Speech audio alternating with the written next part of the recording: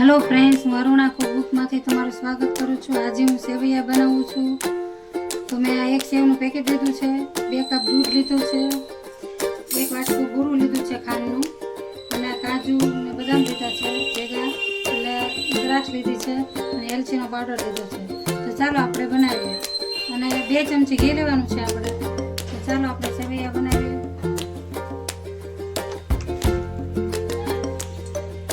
2 ચમચી ઘી લેવાનું છે આપણે।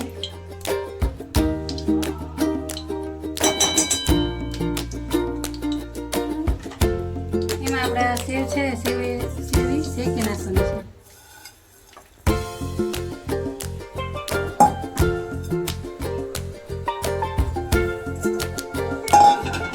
આને થોડી શેકી લેવાની છે, થોડી બ્રાઉન જેવી થાય ત્યાં સુધી।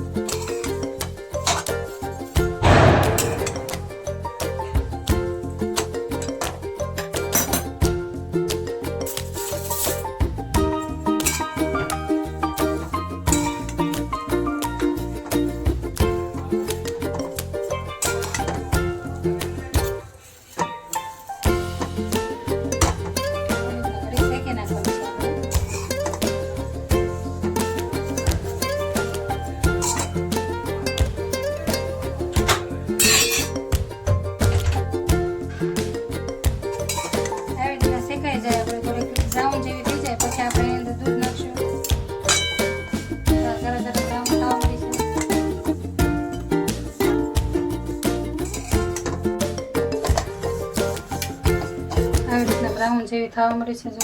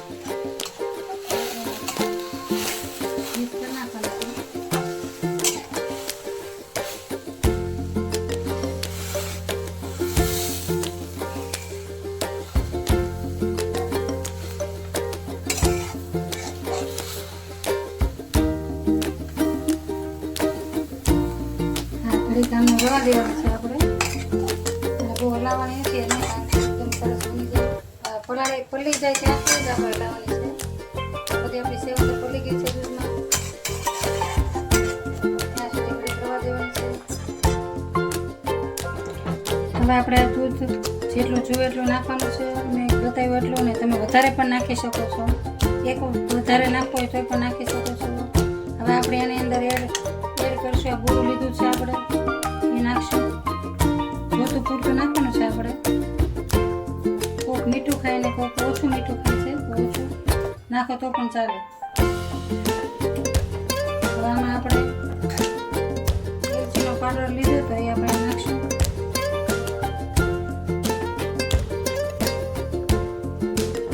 અને ધીમા થાય એમને રવા દેવાનું છે।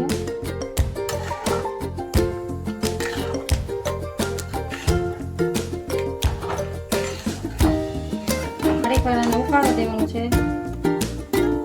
એટલે આપણી સેવૈયા બની ગઈ છે, જોઈ શકો છો તમે, એકદમ સરસ। હવે આપણે નીચે ઉતારી નાખવાની છે,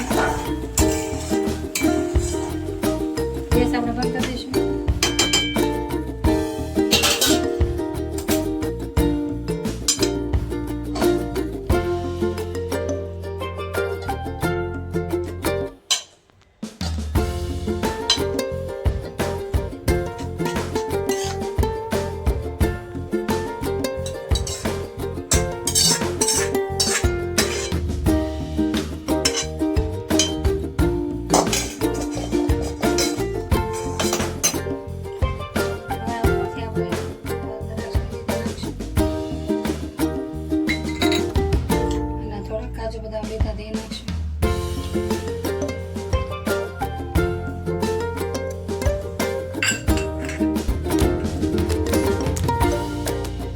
સેવૈયા રેડી થઈ ગઈ છે. લાઈક કરજો અને શેર કરજો. આવા નવા વિડીયો જોવા માટે મારી ચેનલને સબસ્ક્રાઇબ કરજો, બેલ આઇકન દબાવજો. જોઈ શકો છો મારી સેવૈયા બને રેડી થઈ ગઈ છે. ધનતેરસના તમને જય શ્રી કૃષ્ણ બધાને, બહેનોને મારા.